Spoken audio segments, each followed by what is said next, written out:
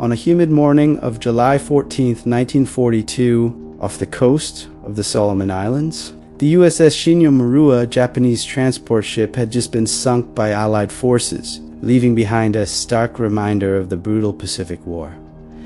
Meanwhile, thousands of miles away in an American shipyard, a new kind of vessel was quietly taking shape, one that would change the face of naval aviation forever. This was not a battleship or aircraft carrier, but a floating aircraft repair yard designed to keep warplanes flying far from home. At 6 a.m., amid the clanging of metal and whirring of machinery, shipbuilders worked feverishly to convert the aging cargo vessel USS Vulcan into something extraordinary. The ship was stripped down, rebuilt with workshops, tools, and hangars inside its steel hull. Its mission was clear but daunting: to repair damaged aircraft on the front line, keeping pilots in the sky and missions alive. This floating repair yard was a lifeline for the war effort. Planes that might have been lost to battle damage could now be fixed quickly and sent back into the fight. It was a bold solution to a pressing problem: how to maintain air power across the vast Pacific, where distances and enemy threats made returning damaged aircraft to shore nearly impossible. The men aboard the USS Vulcan knew their work was crucial but unseen. Far from the headlines of epic battles, they labored in cramped quarters, welding, machining, and assembling with steady hands and unyielding focus. This is a story of how Americans transformed a humble ship into a marvel of wartime ingenuity, a floating aircraft repair yard that became a silent guardian of the skies, a testament to human innovation under pressure. The USS Vulcan had originally been a cargo ship, built in the late 1920s to transport goods across the Atlantic.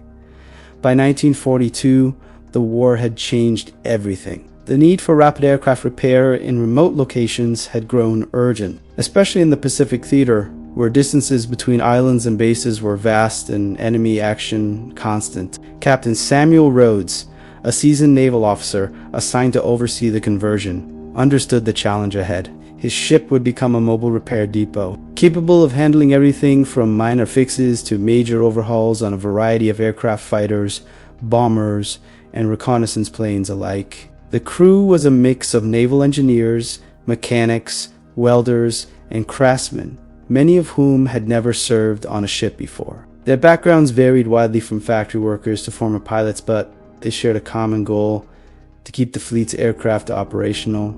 Among them was Chief Machinist Harold Jennings, a grizzled veteran of shipyards in Ohio, whose skilled hands and calm demeanor became a cornerstone of the team. Jennings's leadership in the workshops was matched only by the relentless dedication of the younger mechanics eager to prove themselves. The conversion process was grueling. The USS Vulcan was gutted and refitted with specialized equipment machine shops, parts storage, paint booths, and even a makeshift runway on the deck for testing repaired planes. The cramped spaces required ingenuity to maximize efficiency without compromising safety. As the work progressed, the crew faced constant pressure from military command to expedite completion. The front lines demanded results. Planes damaged in fierce battles, like Guadalcanal and Midway, needed rapid turnaround times. Every hour saved in repairs meant pilots could return to fight another day. The transformation of the USS Vulcan was not merely technical, but deeply human. The men endured long hours, the stifling heat, and the uncertainty of war. Yet, their camaraderie and shared purpose forged a unique spirit aboard the floating repair yard. This vessel would soon sail into dangerous waters, providing a critical edge in the aerial war. It was a testament to how necessity drove innovation, a reminder that behind every aircraft in the sky stood countless hands working tirelessly below deck. With the USS Vulcan officially recommissioned as a floating aircraft repair yard in early 1943, the ship and her crew set sail for the Pacific. The journey marked the beginning of a new chapter, not only for the ship but for naval aviation as a whole. Stationed near frontline battle zones, the Vulcan became a hub of relentless activity. Aircraft would land often damaged and vulnerable, and the repair crews swung into action. Welding sparks flew, engines were meticulously dismantled and rebuilt, and delicate avionics calibrated with precision. One of the most remarkable transformations was how the crew adapted land-based repair techniques to the confines of a ship. Harold Jennings recalled, We had to think on our feet. No sprawling hangars, here just steel walls and tight corners. But every bolt we tightened meant another plane back in the fight. The ship's workshops were a hive of motion, day and night. Mechanics worked in shifts, often under the pressure of incoming planes damaged by enemy fire or rough landings. Their work directly influenced the course of battles, keeping squadrons flying when traditional repair bases were out of reach. A particularly memorable moment came during the Battle of the Philippine Sea in June 1944. The USS Vulcan received a stream of fighters and dive bombers, many heavily damaged but salvageable. The crews labored tirelessly, racing against time and tide. Meanwhile, Captain Rhodes coordinated closely with fleet commanders, balancing the risk of positioning the Vulcan close enough to the action without exposing her to undue danger. The ship was not a warship and relied on escort vessels for protection. The success of the floating repair yard inspired similar conversions and innovations. The ability to maintain and repair aircraft near combat zones shifted naval strategy, enabling sustained air operations deep in enemy territory. But the story was not just about machines. It was about the Mendos who welded, hammered, and tested under conditions that tested nerves and skill. Their sweat and determination kept the engines roaring and wings aloft. Amid the daily grind, moments of humor and humanity emerged. Harold Jennings remembered a mechanic joking, "We might not fly the planes, but without us, there'd be nothing to fly." Such words underscored the vital role played by the often unseen support crews. The USS Vulcan's transformation embodied a larger truth about war. Victory depends not just on frontline heroics, but on the ingenuity and perseverance of those behind the scenes. The ship became a symbol of resilience and adaptability, a floating lifeline that kept the air war alive. By early 1944, the war in the Pacific was intensifying. The Allied forces were pushing deeper into enemy-held territory, relying heavily on air power to soften defenses and support ground operations. But a pressing problem loomed. Damaged aircraft had no nearby safe havens for repairs. Sending planes back to distant mainland bases meant long delays, risking losing air superiority at critical moments.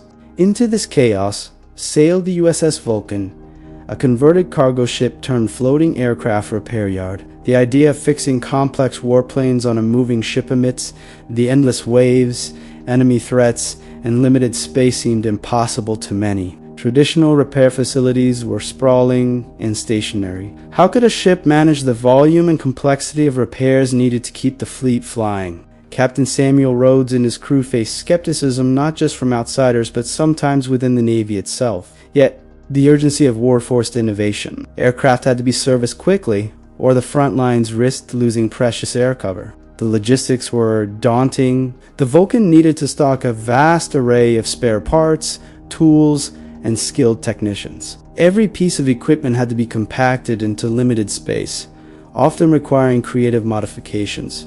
Electrical systems, hydraulic controls, engines all had to be repaired under conditions far harsher than any land-based workshop. There was also the constant danger. The ship's proximity to battle zones exposed it to enemy air raids and submarine threats. The Vulcan was unarmed, relying solely on escort vessels for protection. Working around the clock under blackout conditions, the crew had little margin for error. Despite these challenges, the crew believed in their mission. They understood that their success could change the course of the war. The ability to repair planes near the front meant squadrons could return to combat faster, pilots stayed alive, and missions succeeded.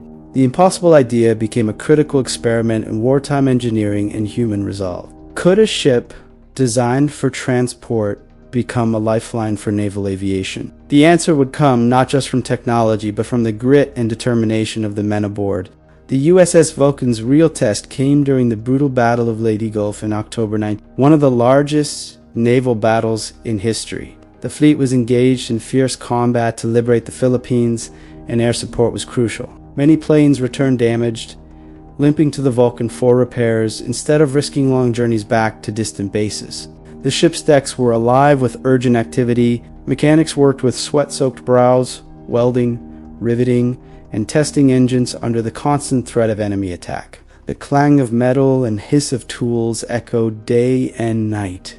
Harold Jennings directed repair teams as they dismantled fighter planes, inspecting wings, engines, and landing gear. Every second counted, he later recalled. A plane fixed today could save lives tomorrow. One night, a squadron of dive bombers arrived, some barely holding together. The ship's crew scrambled to prioritize repairs, knowing the next day's air battle depended on their speed and skill. Blackout curtains blocked out light, while air raid sirens screamed, forcing crews to take cover briefly before returning to work. At one point, a fire broke out in the engine room during repairs. Quick action by the crew prevented disaster, but it underscored the constant peril they faced even behind the scenes. The Vulcan's floating workshops handled complex repairs, replacing damaged fuselage sections, rewiring electrical systems, and calibrating navigation instruments. Sometimes entire engines were swapped out on the cramped deck,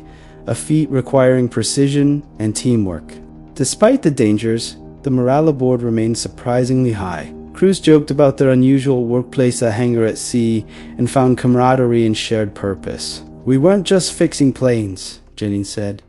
"We were keeping hope alive." The success of the USS Vulcan during Leyte Gulf proved the viability of the floating repair yard concept. It showed that innovation, adaptability, and human endurance could overcome even the most daunting challenges of war. By the end of the battle, dozens of aircraft were repaired and sent back into the skies. The ship had become an unsung hero, a silent guardian, ensuring the fleet maintained its edge in a brutal and unforgiving theater. The floating aircraft repair yard had proven its worth not just as a technical achievement, but as a vital link in the chain of survival and victory. Its story reflects the larger truth of war. Success depends not only on firepower, but on the tireless efforts of those who work unseen, keeping the machinery of conflict running. The USS Vulcan's pioneering role as a floating aircraft repair yard marked a turning point in naval warfare logistics. Its success proved that maintenance and repair could be conducted close to battle zones, drastically reducing the downtime of aircraft and preserving vital air superiority. This innovation reshaped how naval fleets operated in the Pacific, where vast distances and scattered islands posed enormous logistical challenges. Repair ships like the Vulcan allowed the Allies to maintain continuous pressure on enemy forces, keeping damaged planes flying without the long delays of shore-based repairs.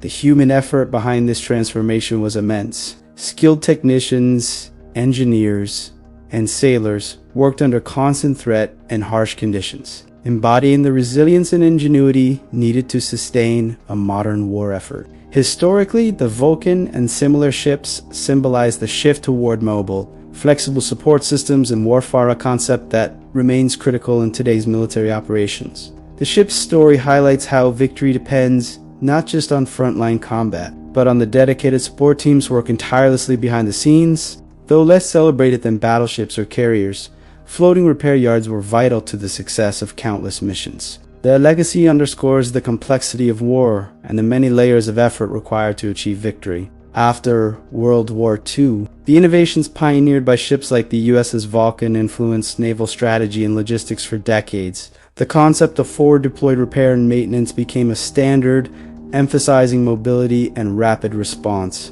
For the men who served aboard the Vulcan, their story was one of quiet pride. They had faced danger not with guns blazing, but with tools and hand repairing the machines that made modern warfare possible. Their work saved lives and ensured that pilots could continue to fly against overwhelming odds.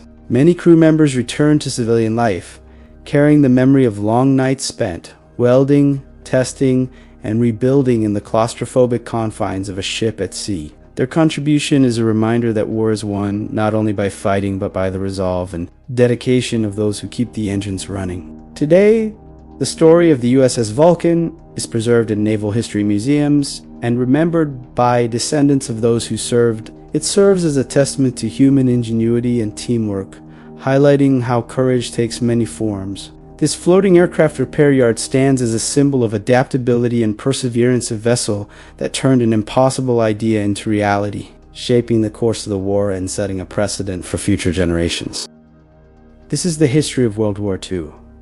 Whoever oppresses the innocent is an oppressor. Neither the earth belongs to this oppressor, nor does the sky belong to him. we stand, now and forever, with the oppressed. This WW2 Files. See you in the next one.